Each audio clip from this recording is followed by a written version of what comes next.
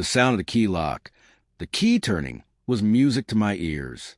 It was another painful reminder of the vacuum that had settled into our house.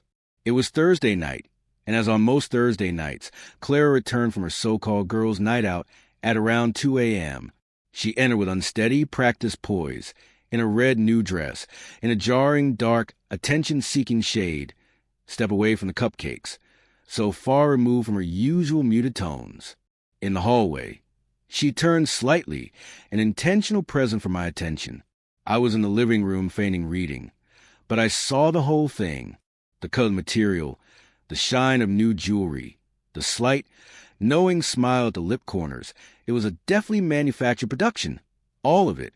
I had seen the changes, of course, the late nights, the clandestine phone calls from behind a locked bathroom door, the glaze overlook in her eyes every time I tried to go into detail about my day. I wasn't naive. I knew she wasn't out with friends. And this dress? It was testament, poor as a shade that marked her betrayal, paraded shamelessly in front of the man she had once sworn to be faithful to. Instead, I had forced myself to look back down at the book in my hands, pretending to read the thrilling words on the page. 4 weeks now I had been quietly gathering evidence, piecing together the narrative of her deception. I had her phone records when she came back home, pretending to go out for supplies. I had followed her to an upscale hotel and caught her in a rendezvous with her lover, a creaky real estate developer named Marcus, sporting a receding hairline that made him look like a comic book villain. I had been patient, calculating. A spring, just wound tighter and tighter, waiting for someone or something to snap me. She glided down the hall into the living room, her perfume, a deep, expensive scent that was not prescribed to me, pirouetting across the air. "Hey, honey," she said, a sultry croon, as she bent down to kiss my cheek. Her lips were cold corpse, as if she were wearing the mask of a corpse to play the faithful wife. "Hey," I said, making my voice neutral. I avoided looking at her. This was it, the beginning of the end. She had to learn what she'd eliminated. And also, I said, no bathroom break? Well, I excused myself and gone into the bathroom, a move that she probably thought was just an instinct of mine. My heart raced, but my hands were steady as I gazed in the mirror. It was immaculate, reflecting my pinched face. But in a flash, it wouldn't be so pristine anymore. I wrote a single sentence with a non-permanent marker across the glass where she would see it.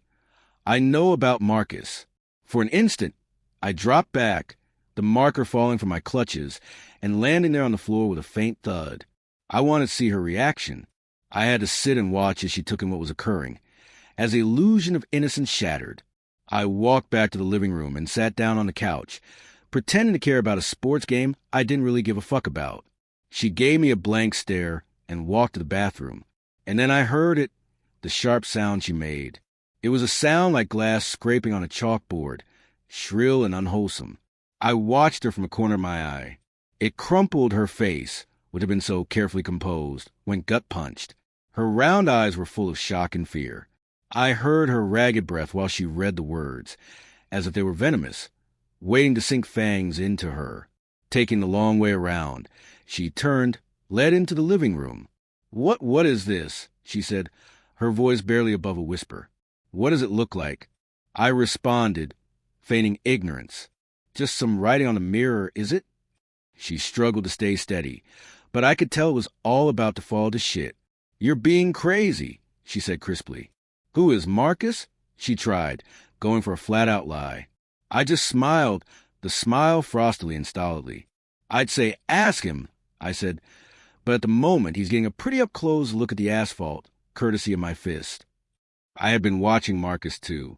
About half an hour before Clara showed up, I had confronted him in the hotel lobby.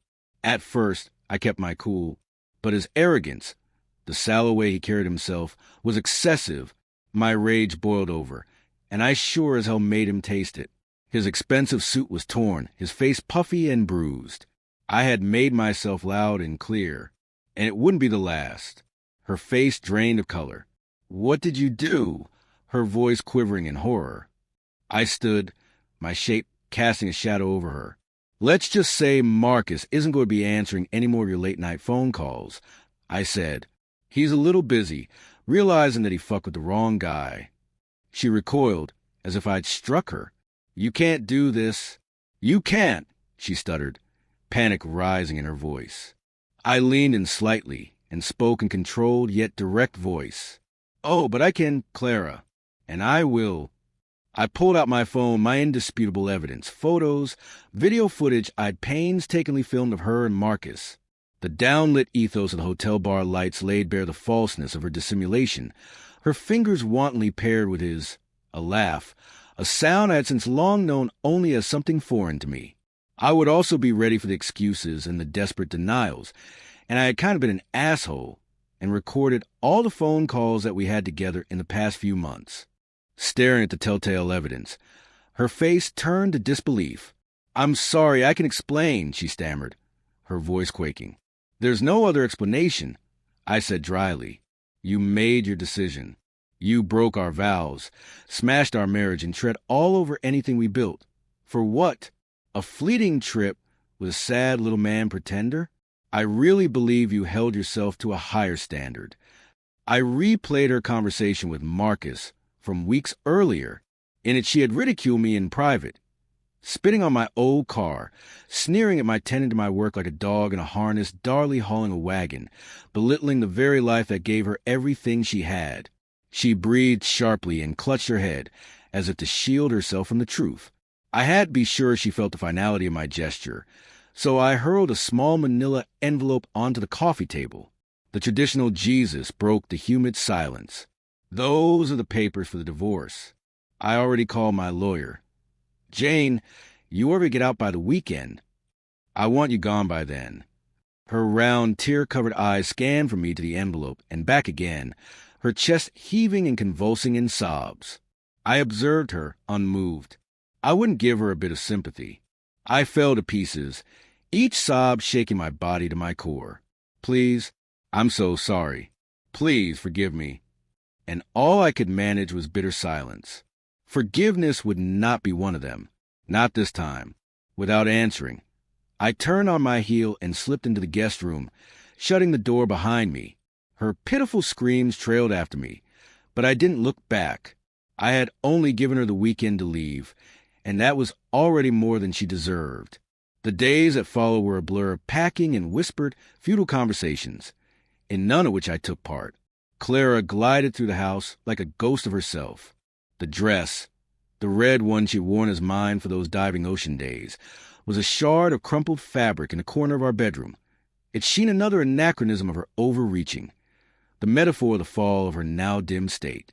Elaine, she cried. She reached out to touch me. She begged for a scrap of recognition. I never granted it. On Sunday night, the pressure had snapped. I stood out on the porch with my arms crossed while she backpedaled out of the driveway in the U-Haul. She hesitated before leaving, her swollen, bloodshot eyes locked on my own, her mascara streaking down her face, her attempts at a crisp demeanor shattered.